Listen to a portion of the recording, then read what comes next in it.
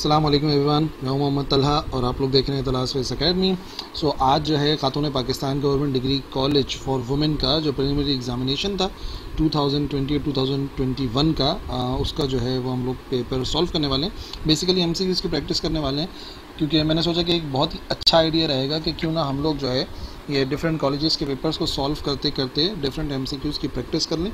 तो इंशाल्लाह अगर जो है वो हम अच्छे खासे पेपर्स कवर कर लेंगे तो आप देखेंगे different types of variety types of MCQs की जो है हमारी प्रैक्टिस हो जाएगी।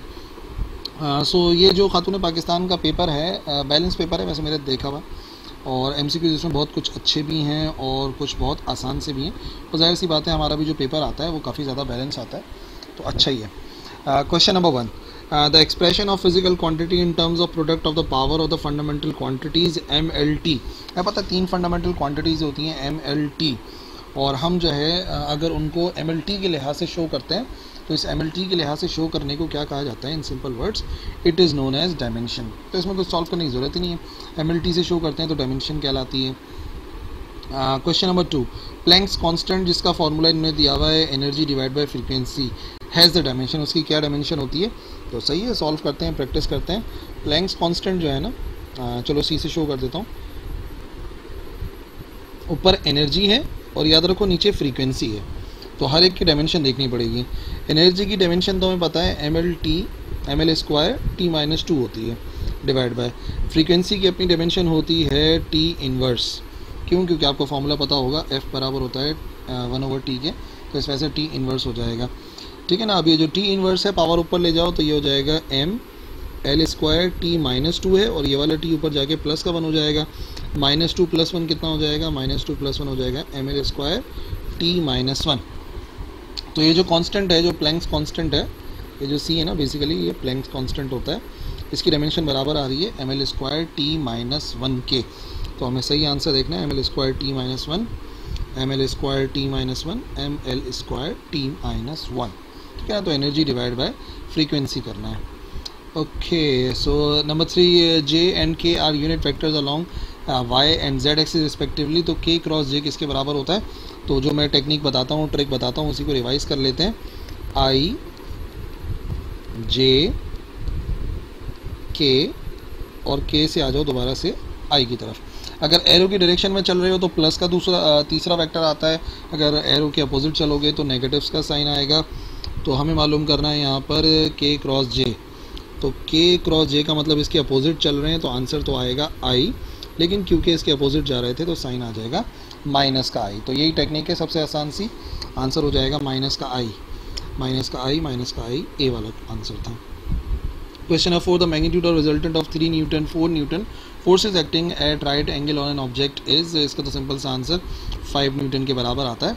बहुत ही कॉमन सा क्वेश्चन है, नहीं तो समझ जाओ, मैं बता देता हूँ। क्वेश्चन नंबर 4, जब भी फोर्सेस के दरम्यान में राइट एंगल ट्राइंगल बनता है तो इसका मतलब ये है कि हमें सीधा सीधा इस्तेमाल करना पड़ता है पहली फोर्स का स्क्वायर, दूसरी फोर्स का स्क्वायर, और नतीजे में यहाँ पे रिजल्टेंट आता है। तो हमने देखा फोर्स कितनी कितनी है, एक फोर्स जो है वो बराबर है 3 के, तो 3 का स्क्वायर, दूसरी फोर्स बराबर है 4 के, तो 4 का स्क्वायर आ जाएगा। और जब इसको सॉल्व करेंगे तो ये हो जाएगा √3 का स्क्वायर 9 और 16, यानी कि 25, और 25 का स्क्वायर रूट बराबर होता है 5 के। तो फोर्सेस थी तो न्यूटन में आंसर आएगा 5 न्यूटन। A बराबर है I + 4J और B बराबर है 3J - 2 के, तो A डॉट B किसके बराबर आएगा? सॉल्व कर लेते हैं इसको। Question number 5, A dot B मालूम करना है। A कितना, B कितना? A की वैल्यू है बराबर I + 4J डॉट B। दूसरा जो वेक्टर है वो कौन सा है? 3J - 2 के, 3J - 2 के। तरीक़ेकार सिंपल सा, I वाली वैल्यू से मल्टीप्लाई होती है, J वाली J से, K वाली K से। तो I तो है नहीं, तो I मल्टीप्लाई हो नहीं सकता, फिर इधर K नहीं है, K मल्टीप्लाई हो नहीं सकता। इसका मतलब सिंपल हमें क्या करना है, J की वैल्यू को J से मल्टीप्लाई करना है। तो 4 3 12 और J डॉट J बराबर होता है 1 के, तो इसका मतलब सीधी सी बात है A डॉट B बराबर आएगा 12 के, A डॉट B बराबर आ जाएगा 12 यूनिट्स के। Question number 5, the dot product of A with it self. A dot A अगर मालूम करना चाहें तो वैसे उसका आंसर मैं आपको बता दूं ए स्क्वायर के बराबर आता है, आंसर भी होगा ए स्क्वायर। कैसे अभी बताते हैं। ए डॉट ए मालूम करना है, क्वेश्चन नंबर 6 है ए dot A. A dot A का मतलब होता है पहले वेक्टर का मैग्नीट्यूड, दूसरे वेक्टर का मैग्नीट्यूड और कॉस दोनों वेक्टर से दरम्यान का एंगल। तो ए का ए से एंगल कितना बनेगा, 0 बनेगा। कॉस 0 बराबर होता है 1 के, ए से ए मल्टीप्लाई हुआ तो ए का स्क्वायर आ गया। तो ए डॉट ए बराबर होता है ए स्क्वायर के। ये सिमिलर वेक्टर्स की प्रॉपर्टी है, मैंने लेक्चर में समझाई भी थी। अच्छा जी, क्वेश्चन नंबर 6, आई क्रॉस आई। जो आई क्रॉस आई है वो क्यों 0 के बराबर होता है? कि आई यूनिट वेक्टर है? नहीं, ऐसी कोई बात नहीं है कि यूनिट की वजह से 0 हो जाएगा। I is perpendicular to r, नहीं, आई के परपेंडिकुलर कैसे हो सकता है ये perpendicular vector? No, i is parallel to i. याद रखो क्रॉस प्रोडक्ट का आंसर जो होता है वो ए बी साइन थीटा होता है ना। अगर ए क्रॉस भी मालूम करें तो ए बी साइन थीटा आएगा। मैग्नीट्यूड और साइन 0, यानी कि अगर पैरेलल हो तो एंगल 0 बनेगा और फिर साइन 0 करेंगे तो आंसर 0 आ जाएगा। तो याद रखिए पैरेलल वेक्टर्स का क्रॉस प्रोडक्ट 0 के बराबर होता है, it is the property. Question number 7, the magnitude of i, और क्या करना है, जे क्रॉस के। आई डॉट जे क्रॉस के मालूम करना है। आई डॉट जे क्रॉस के, आई डॉट जे क्रॉस के मालूम करना है। तो जे क्रॉस के का आंसर, जे क्रॉस के का आंसर अगर हम इसी डायरेक्शन में चलें, जे से के की तरफ जाएं, तो जे क्रॉस ए का आंसर, के का आंसर बराबर आएगा आई के। और अगर ये बराबर आ जाएगा आई के तो यहाँ पे ऑलरेडी आई लिखा हुआ है, तो आई डॉट आई बराबर होता है 1 के। तो इसका मतलब 7 का आंसर भी 1 आना चाहिए, ये रहा बी वाला 1। Question number 8, which of the following is the unit vector perpendicular to both vectors A and B. तो ये न्यूमेरिकल है, बहुत ही कॉमन, यूनिट वेक्टर परपेंडिकुलर और वो बराबर होता है। सबसे पहले हम क्या करते हैं, हम ए क्रॉस बी मालूम करते हैं और फिर हम उस ए क्रॉस बी का मैग्नीट्यूड मालूम करते हैं, दोनों को डिवाइड कराते हैं। यही है बी आंसर है हमारा। Question number 9, the acceleration due to gravity of 2 free falling bodies of masses 1 kg and 5 kg।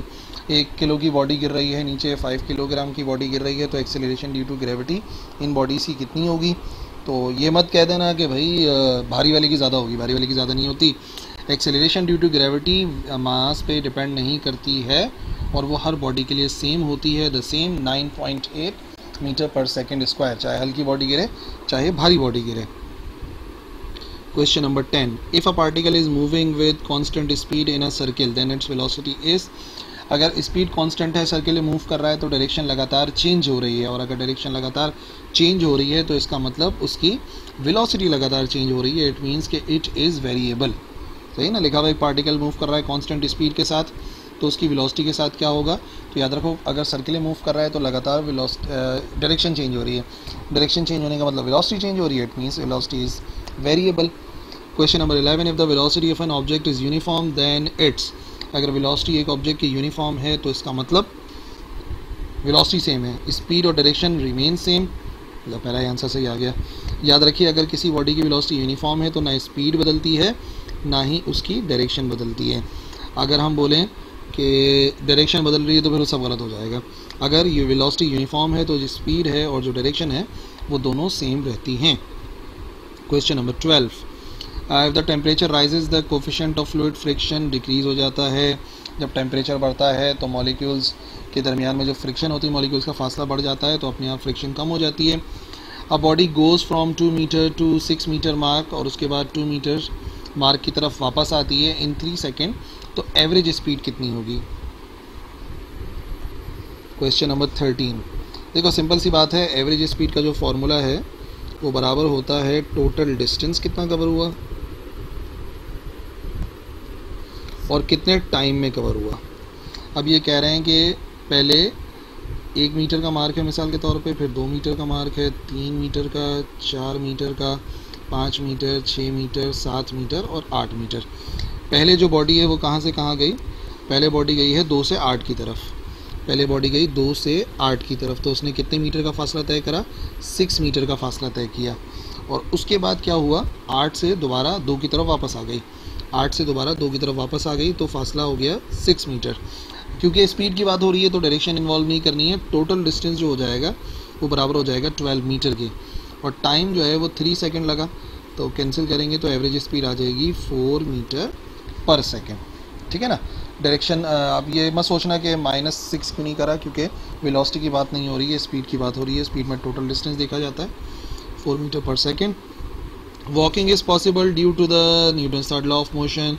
जब हम वॉकिंग करते हैं तो अपने पैर से ज़मीन को पीछे की तरफ धकेलते हैं, जो कि एक्शन होता है। नतीजे में जो ज़मीन होती है वो रिएक्शन करके हमें आगे की तरफ बढ़ाती है। तो walking is possible due to the Newton's third law of motion. Question number 15. The velocity component with which a projectile covers certain horizontal distance is maximum. जो velocity होती है वो velocity component जिसकी वजह से वो horizontal distance cover करता है वो maximum होता है। Projection पर hitting the ground highest point none of these. None of these. X component जो horizontal component होता है velocity का वो same रहता है। कंफ्यूज नहीं होना, ऊपर जाते जाते वाई कंपोनेंट कम होता है और नीचे आते हुए बढ़ता है, लेकिन जो एक्स कंपोनेंट होता है वो सेम रहता है। इस वजह से ना प्रोजेक्शन, ना हिटिंग द ग्राउंड, ना highest point. Right answer is none of these. Question number 16. The horizontal range of projectile depends upon. जो हॉरिजॉन्टल रेंज है वो डिपेंड करती है ऑल ऑफ दीज। क्यों डिपेंड करती है ऑल ऑफ दीज? फॉर्मूला याद करो ज़रा, एक सिंपल सा फॉर्मूला है उसका रेंज का। रेंज का फॉर्मूला होता है V0 square sin 2 theta over g. तो वो स्पीड पे भी डिपेंड करती है, एंगल पर भी, जी पर भी डिपेंड करती है। इस वजह से सही आंसर होगा all of these. When the angle of projection is 90 degree, अगर एंगल ऑफ प्रोजेक्शन जो है वो 90 डिग्री हो तो जो हॉरिजॉन्टल रेंज है वो कितनी होती है? हॉरिजॉन्टल रेंज होती है 0। राइट आंसर होगा A 0। क्यों भाई? अगर 90 डिग्री है तो ऐसा क्या हो गया? याद रखो, अगर 90 डिग्री है तो बॉडी को ऊपर की तरफ फेंका हमने, तो बॉडी ऊपर गई और ऊपर से सीधे डायरेक्शन में नीचे वापस आ गई, तो एक्स एक्सिस में कोई फासला तय नहीं हुआ, इस वजह से रेंज बराबर हो गई 0 के। The centripetal acceleration is due to the. Centripetal acceleration किस वजह से होती है? Change in magnitude of the velocity, change in the direction of velocity, magnitude of velocity, और फिर मैग्नीट्यूड टुवर्ड्स सब अजीब गरीब बोलेंगे। असल आंसर है change in the direction of velocity. अभी मैंने बताया जब बॉडी सर्कुलर पाथ में मूव करती है तो सिर्फ उसकी वेलोसिटी तो सेम, मतलब मैग्नीट्यूड तो सेम रहता है जो वेलोसिटी का होता है, क्योंकि स्पीड सेम होती है, लेकिन डायरेक्शन चेंज होने की वजह से सेंट्रीपिटल एक्सेलरेशन प्रोड्यूस होता है। If the speed of body moving in a circle is doubled, तो सेंट्रीपिटल फोर्स कितनी हो जाएगी अगर स्पीड को डबल कर दें? Question number 19। देखो सीधी सी बात है, FC बराबर होता है mv स्क्वायर ओवर r के, स्क्वायर लगा हुआ है। तो अगर हम इसको डबल करेंगे, मल्टीप्लाई बाय 2 करेंगे, तो उसका स्क्वायर हो जाएगा 4, और ये जो सेंट्रीपिटल फोर्स है ये बढ़ जाएगी 4 टाइम्स, स्क्वायर की वजह से increases 4 times. Question number 21. Revolution of body is equal to the angular displacement of. अगर एक रेवोल्यूशन होता है तो एंगुलर डिस्प्लेसमेंट कितना बनता है? सिंपल सी बात है, कितने रेडियन के बराबर होता है? 2 पाई रेडियन। 1 रोटेशन का जो एंगुलर डिस्प्लेसमेंट है वो 2 पाई रेडियन के बराबर होता है, ठीक है ना। 1 पाई जो होता है 180 डिग्री, और फिर 2 पाई जो है पूरा 360 डिग्री हो जाता है। On the moon it is 1/6 time easier to lift a stone. हमें पता है कि वहाँ पे वैल्यू ऑफ जी 6 गुना कम है, तो स्टोन को लिफ्ट करना 1/6 टाइम जो है वो ईजियर होगा। बट इट वुड बी, लेकिन क्या होगा? As hard to throw horizontally, horizontally throw करना डिफ़िकल्ट होगा। ईजियर टू थ्रो हॉरिजॉन्टली और टाइम हार्डर टू, नहीं कुछ भी नहीं, नन ऑफ दिस, ऐसी कोई कहानी नहीं है। बात यह है कि वैल्यू ऑफ जी है और हम यहाँ पे थ्रो कर रहे हैं हॉरिजॉन्टली, तीनों ऑप्शन हॉरिजॉन्टली हैं, तो उससे कोई ताल्लुक़ नहीं होगा, ठीक है ना। जो हम उसको हॉरिजॉन्टली थ्रो करते हैं उससे कोई फ़र्क नहीं पड़ेगा, none of this. Question number 23. Torque is defined as the time rate of change of. Torque is the rate of change of angular momentum. ये रहा A. Torque is the rate of change of angular momentum. ये angular momentum के लिहाज से torque की definition है, जो law of conservation of angular momentum से हमें हासिल होती है। Question number 24. एक पार्टिकल मूव कर रहा है कांस्टेंट वेलोसिटी से, मे बी। अब याद रखो वेलोसिटी कांस्टेंट है तो सर्किल में तो मूव कर नहीं सकता, वेलोसिटी कांस्टेंट है तो एक्सेलरेटिंग तो हो नहीं सकता, वेलोसिटी कांस्टेंट है तो रिटार्डिंग तो हो नहीं सकता। वाहिद याद रखिए, अगर वेलोसिटी कांस्टेंट है तो वो जो ऑब्जेक्ट है, पार्टिकल है, वो कहलाता है in equilibrium. 25. When the net torque acting on a system is 0 then dash will be constant. अगर किसी बॉडी पे लगने वाला टोटल टॉर्क 0 होता है तो उसका एंगुलर मोमेंटम कांस्टेंट रहता है। This is known as law of conservation of angular momentum, हमारे चैप्टर नंबर 5 से रिलेटेड है। 26. If a body is rotating in a plane about a fixed point its angular momentum is directed along. Angular momentum की क्या direction होती है? The tangent to the circular path, the radius, a line perpendicular to the plane of rotation. ये एक ऐसी line जो plane of rotation के perpendicular होती है, ऊपर की तरफ होती है। कैसे, इधर बता के समझाते हैं। क्वेश्चन नंबर 26, मिसाल के तौर पे इस तरीके का एक जो है वो बॉक्स है, इसके ऊपर कोई पार्टिकल जो है वो मूव कर रहा है। इस तरीके से कोई टेबल रखी हुई है, इस तरह से समझाता हूँ। टेबल रखी हुई, उसके ऊपर जो पार्टिकल है ना वो सर्कुलर मोशन कर रहा है। ये पार्टिकल जो है ना इस तरीके से सर्कुलर मोशन कर रहा है, तो जो एंगुलर मोमेंटम है उसकी डायरेक्शन ऐसे टेबल से ऊपर की तरफ होगी, और ये कहलाती है perpendicular to the axis of rotation. Question number 27, a dancer spins faster when she holds her arm, this is due to.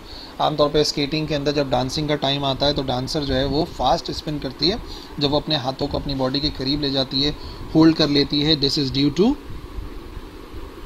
constant angular momentum and increase in kinetic energy, increase in angular momentum and increase in kinetic energy, increase in angular momentum and decrease in kinetic energy and decrease in angular momentum and increase in kinetic energy। तो याद रखो angular momentum जो है वो बढ़ जाता है, ऐसी सूरत में एंगुलर मोमेंटम बढ़ जाता है, और जब एंगुलर मोमेंटम बढ़ जाता है तो अपने आप काइनेटिक एनर्जी भी बढ़ जाती है, इस वजह से वो ईजीली तेज़ी के साथ रोटेट करती है। If we go up from the surface of earth, distance equal to the radius of earth, the value of g become, value of g कितनी हो जाती है अगर हम अर्थ से उतना ऊपर चले जाएं जितना कि अर्थ का रेडियस है। अगर मिसाल के तौर पे अर्थ का रेडियस बराबर है r के, और हम इतने ही डिस्टेंस और ऊपर चले जाएं, ये भी डिस्टेंस आ रही है, ये भी डिस्टेंस आ रही है, तो 2re हो जाएगा ना। तो ये जो फॉर्मूला होता है GME ओवर RE का स्क्वायर, तो इसको हमें करना पड़ेगा GME, अगर जी डैश करूँगा तो इसको करना पड़ेगा ट्वाइस ऑफ RE का स्क्वायर। तो बाकी सब कुछ तो सेम रहेगा, ये 2 का स्क्वायर होके 1/4 बाहर आ जाएगा, और बाकी वैल्यू सेम रहेगी GME ओवर RE का स्क्वायर जी डैश, और ये जो पूरी वैल्यू है जी के बराबर होती है। इसका मतलब हम ये कह सकते हैं कि जो जी डैश है वो 1/4 टाइम्स जी के बराबर हो जाएगा, और ये बेसिकली बुक का भी एक न्यूमेरिकल है। 1/4। 29, the weight of a man as a equator as compared to the pole is always less than his weight। Equator पे जब भी कोई शख्स होता है तो उसका वेट जो है वो कम होता है। क्यों? क्योंकि इक्वेटर पे सेंटर से फासला बढ़ जाता है, इक्वेटर पे सेंटर से फासला बढ़ जाता है। 29 इस तरीके से ना हमारी अर्थ, तो ये जो है ना पोल से यहाँ का डिस्टेंस कम होता है, डिस्टेंस कम तो अपने आप वैल्यू ऑफ जी ज़्यादा, और ये जो इक्वेटर है, इक्वेटर पे डिस्टेंस ज़्यादा हो गया तो वैल्यू ऑफ जी अपने आप कम होगी, यानी कि वेट कम होगा। If mass of the earth becomes 4 times, तो टोटल वैल्यू ऑफ जी भी 4 गुना हो जाएगी। अगर मास को 4 गुना कर दें तो फॉर्मूला हमें बता रहा है, अगर हम मास को 4 गुना कर दें, कहाँ पढ़ा था हमने, ये रहा, अगर हम मास को 4 गुना कर दें, इसको मल्टीप्लाई 4 कर दें तो वैल्यू ऑफ जी भी 4 टाइम्स हो जाएगी। सिंपल सी बात है। 1 हॉर्स पावर बराबर होता है 746 वाट के, ये आ गया 746 वाट। आसान सा मल्टीपल चॉइस क्वेश्चन है। 32, the period of motion of simple pendulum depends upon, mass पे डिपेंड नहीं करता, लेंथ पे डिपेंड करता है, एक्सेलरेशन ड्यू टू ग्रेविटी पे डिपेंड करता है, यानी कि आंसर होगा बोथ बी एंड सी। अगर हम time period of simple pendulum का फॉर्मूला देखें तो time period of simple pendulum का फॉर्मूला होता है 2π√L/g। तो वो दो चीज़ों पर डिपेंड करता है, L पे डिपेंड करता है और G पे डिपेंड करता है।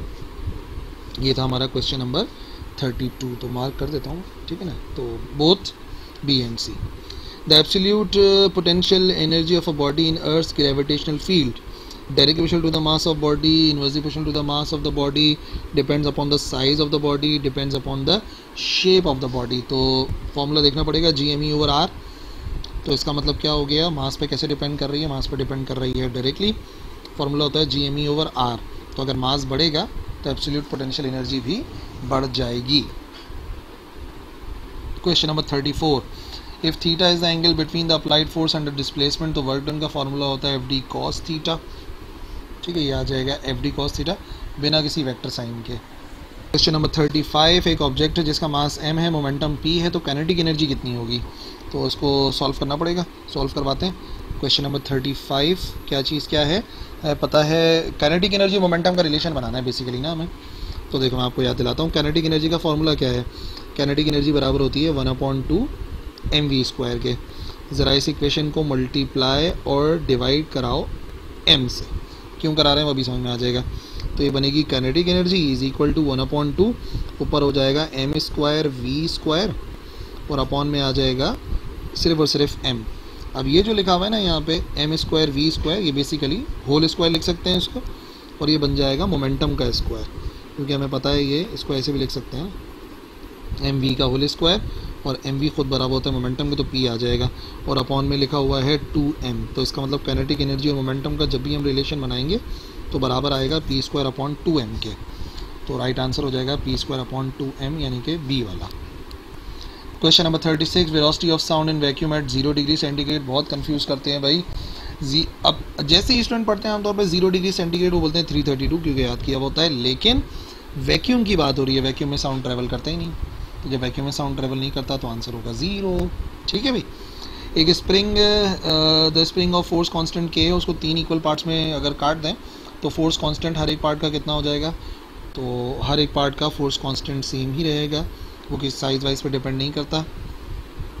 When a seconds pendulum is taken on the surface of moon, तो पीरियड ऑफ ऑसिलेशन कितना हो जाएगा। याद रखिए सेकंड्स पेंडुलम कहते ही उस पेंडुलम को है जिसका टाइम पीरियड 2 सेकंड होता है। ठीक है, तो चाहे वो मून पर हो चाहे वो अर्थ पर हो, उसका टाइम पीरियड 2 सेकंड ही रहेगा। सेकंड्स पेंडुलम का मतलब 2 सेकंड है। हाँ, ये बात अलग है कि मून पर जो सेकंड्स पेंडुलम होगा उसकी लंबाई मुख्तलिफ होगी। जैसे यहाँ पर लंबाई 100 होती है, 100 सेंटीमीटर, लेकिन वहाँ पे जो सेकंड्स पेंडुलम है उसकी लंबाई मुख्तलिफ होगी, बट क्योंकि वो सेकंड्स पेंडुलम है तो उसका टाइम पीरियड 2 सेकंड ही होगा। Question number 39, yellow light of single wavelength क्या नहीं कर सकती। बहुत ही कॉमन सा क्वेश्चन है, याद रखो वो डिस्पर्स नहीं हो सकती, डिस्पर्जन नहीं हो सकता, बाकी हर काम हो सकता है। पोलराइज हो सकती है, रिफ्लेक्ट हो सकती है, रिफ्लेक्ट हो सकती है, क्योंकि डिस्पर्जन के लिए, डिस्पर्जन कहते हैं डिफरेंट वेवलेंथ से ब्रेक होना, तो हम क्योंकि उसको मोनोक्रोमेटिक कह रहे हैं, सिंगल वेवलेंथ कह रहे हैं, तो वो डिस्पर्स कहाँ होगी। 40, when the movable mirror micro centre spherometer move करता है वेवलेंथ ऑफ लाइट यूज के बराबर, तो इंटरफेरेंस पैटर्न कितना मूव करेगा।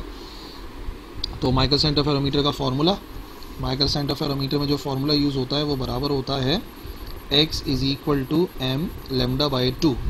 ठीक है ना। अब ये कह रहे हैं कि जो डिस्टेंस कवर हो रहा है वो खुद बराबर हो रहा है वेवलेंथ के बराबर, तो लैम्डा आएगा, m λ/2 सेम रहेगा। ठीक है ना। तो लैम्डा से लैम्डा कैंसिल, तो कितने फ्रिंजेस शिफ्ट हो जाएंगे, फ्रिंजेस शिफ्ट हो जाएंगे बराबर 2 के, 2 डिवाइड से चला गया मल्टीप्लाई में, तो आंसर हो जाएगा हमारे पास 2 fringes. Magnification of 0.666 is obtained from a lens as the magnification is less than 1. It shows that the image as compared to the object is smaller. क्योंकि मैग्नीफिकेशन कम है, 0.66 है, तो इसका मतलब ये है कि वो इमेज छोटा बनाएगा। और क्वेश्चन नंबर 42, एक पावर ऑफ कॉन्वेक्स लेंस जिसकी फोकल लेंथ 5 सेंटीमीटर है, तो उसकी पावर कितनी होगी। तो पावर ऑफ लेंस का फॉर्मूला, पावर ऑफ लेंस बराबर होती है रेसिप्रोकल ऑफ फोकल लेंथ, लेकिन वो इन मीटर्स, तो कितनी फोकल लेंथ है, 5 सेंटीमीटर है, तो हमें उसको किस में कन्वर्ट करना पड़ेगा, 5 सेंटीमीटर है, मीटर में करना पड़ेगा, डिवाइड बाय 100, तो ये हो जाएगा 0.05 मीटर्स के बराबर।